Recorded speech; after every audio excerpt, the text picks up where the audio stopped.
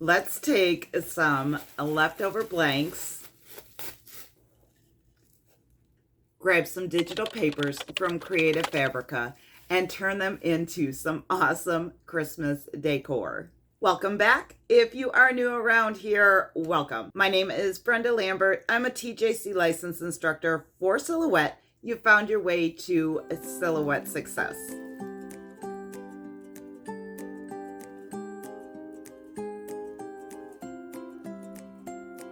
Now in today's video, we are going to be finishing a project, but the focus is on using digital papers to level up your designs in Silhouette Studio. At the end of the video, I'm going to be sharing a few different ways that you can use these digital papers.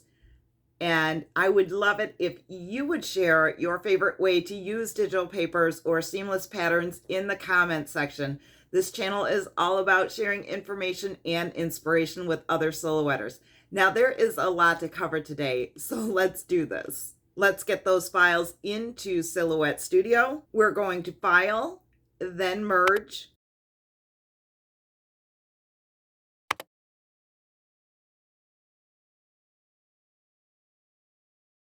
Okay, they came in all piled up on top of one another. So I'm going to select all of them, scale them down to 4.1. This is slightly larger than the face of my blank. That's going to give me just a little bit of wiggle room. And I want these stripes to go the other way, so I'm going to head over to the Transform panel, go to the third tab, which is Rotate, and click on Rotate to 90 degrees. Let's move those off to the side. I'm going to grab a text cursor and type out HO, H-O. Select the font, change the color, and scale it to fit.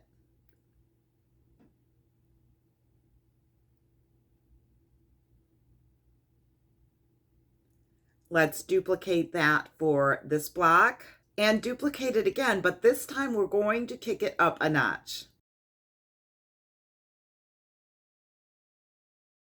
I have this cute little Santa hat that is just perfect for this project. I need it facing the other way, so I'm going to right click and flip horizontally here. And now let's right click to separate the pieces. I want the black outline here to be a solid piece for the background. So I'm going to right click, go down to Release Compound Path, and then we can get rid of the extra bits and pieces that we don't need. The solid background is going to make layering way easier. Let's put it all back together now. I like to group everything back together before I scale it in either direction. That way nothing gets out of whack. Once the hat and letters are ungrouped, I'm going to weld the hat to the O so that it is one solid piece and the overlapping pieces don't get cut out. Now you can see that the O and the hat are all one solid piece. We're ready to move on to getting this scaled down and set in place.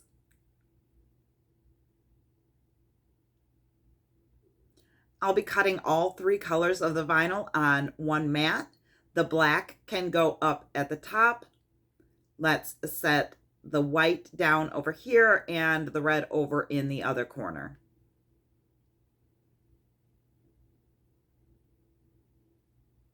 I have my Cameo 5 set to cut Silhouette Oracle Vinyl 651. Now my red vinyl has been rolled for a while here, so you can see there's this little bump. You want to get rid of that before you cut. You just need to lift up one of the edges, release that bubble, and flatten it back down. Once your mat is ready, load your machine and send it through.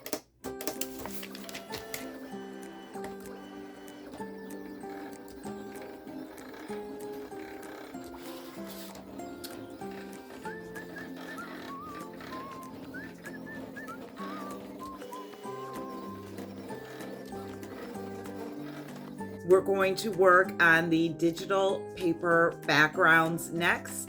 And you can do a print and cut with these, but I opted to just trim them by hand because I wanted to get them all onto one sheet of paper. If I had used the print and cut feature, I would have had to divide it up into 2 separate pieces. Make sure you switch your media size to match your printer settings before you head over to the File tab to print. Now, I had these wooden blocks left over from another project that I had done in the past, and I am really trying to clear out some of my stash. But you can use pretty much whatever wood blank you want to use with this project. You just have to adjust the background accordingly. I threw a quick coat of paint on the sides and the face of these blocks, and you don't have to paint the face of it. I just went ahead and did it because it made me feel better.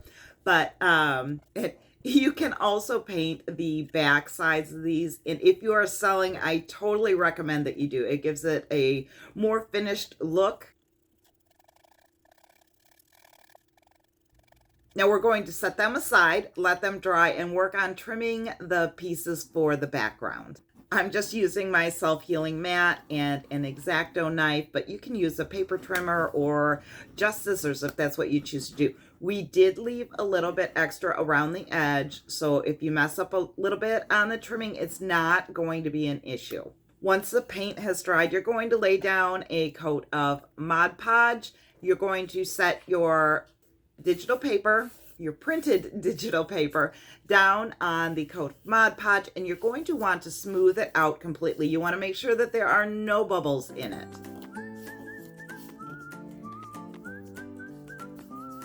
You're going to let that dry and use a sanding block to get the edges perfectly trimmed up with the face of your blank.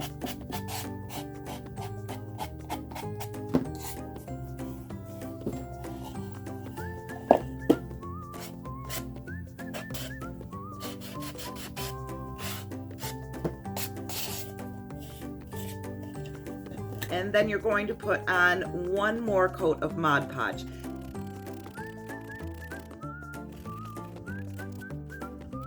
Now, after that dries, you can go ahead and sand it if you feel that it needs it. Make the surface nice and smooth. Once the second coat of Mod Podge is completely dry and sanded, that's when we're going to work on the vinyl. Now, this design is extremely easy to lay down. It's nothing complicated. Grab your transfer tape. Mine has been used quite a bit, but it's still going strong. Don't judge. It does not look great.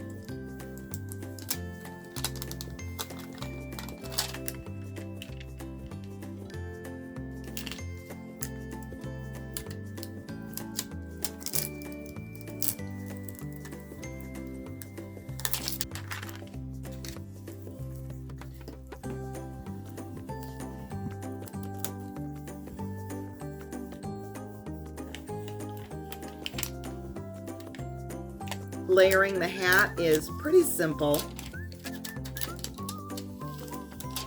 Now we have the finished design, but don't go anywhere because, as promised, we're going to get into a few different ways that you can use digital papers in your designs.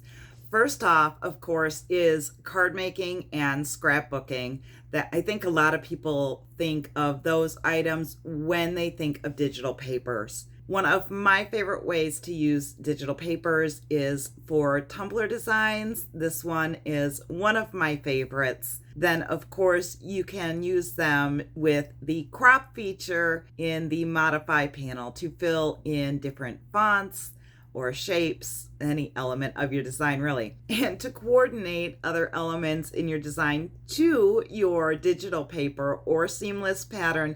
You can grab the eyedropper from the color palette and pick and choose which colors you want to use in the rest of the design. Digital papers are versatile and helpful, and I hope that you're going to be using them soon. If you have a project that you would love to show off, or if you have any questions that need to be answered, I suggest you hop on over to the Book of Faces and join the group. It's under the name Silhouette Success. I can put a link in the description to that below.